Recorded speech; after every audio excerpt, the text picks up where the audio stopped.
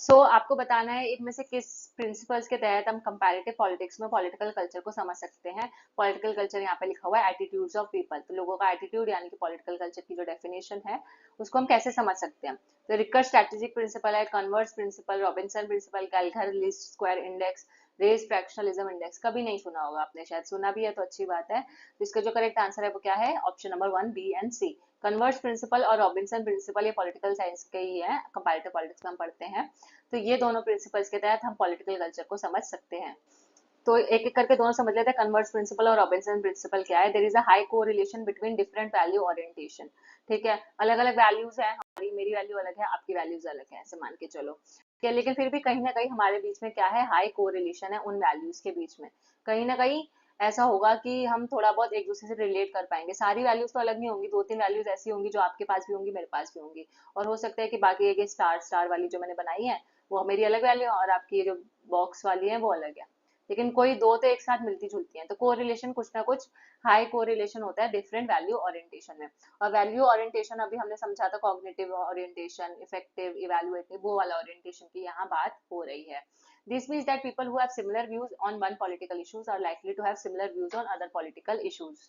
तो हो सकता है ना कि किसी एक पॉलिटिकल इशू में अगर मैं मानती हूँ तो हो सकता है किसी दूसरे पॉलिटिकल इशू में आप भी मानते हो, और उसमें फिर मैं भी मानती हूँ। ठीक है, तो ये हमारे कुछ सिमिलर व्यूज होते हैं, सिंपल है।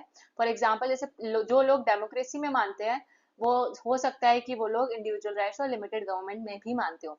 बल्कि ऐसा बोला जाता है कि भाई डेमोक्रेटिक है तो लिमिटेड गवर्नमेंट की होगी, वेलफेयर स्टेट होगी ना, सरकार इंटरफेयर करेंगी। पर जरूरी तो नहीं है। जो लोग डेमोक्रेसी में मानते हैं वो हो सकता है इंडिविजुअल राइट्स की भी, मतलब लिबरलिज्म की भी बात कर रहे हैं, लिमिटेड गवर्नमेंट की भी बात कर रहे हैं। तो दोनों, एक बंदा दो तीन तरीके से वैल्यूज को मान सकता है। ठीक है, न्यूट्रलिटी के लिए। सो ये हो गया फर्स्ट कन्वर्स प्रिंसिपल। कन्वर्स हो गया ना, ऐसे होता है ना कन्वर्स, ये ऐसा। ठीक है, फिर रॉबिन्सन प्रिंसिपल क्या कहता है, वो बात करता है मैक्रो वैल्यूज की, जो कि माइक्रो छोटी छोटी वैल्यूज से डेविएट करती है। हम यहाँ पे बड़े स्तर पे बात कर रहे हैं, वाइडर एरिया की बात कर रहे हैं रॉबिन्सन प्रिंसिपल में। This mean the values that people express at the aggregate level, यानी कि नेशनल लेवल पे जो लोगों की वैल्यूज है वो जरूरी नहीं है कि वो सेम हो अपने इंडिविजुअल लेवल पे भी। मेरी नेशनल लेवल पे अगर मैं बात करूँ तो पेट्रियोटिज्म है, या ठीक है मेरे को अपने सिक्योरिटी वगैरह, सरकार की सिक्योरिटी, ये सब पसंद है, उसकी डेवलपमेंट हो रही है।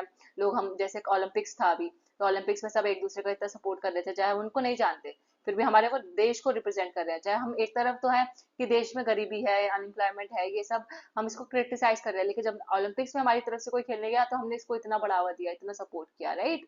तो हो सकता है कि नेशनल लेवल पे हमारी वैल्यूज अलग हो, और इंडिविजुअल लेवल पे हम गरीबी महंगाई से परेशान है उस लेवल पे हमारी वैल्यूज अलग हो।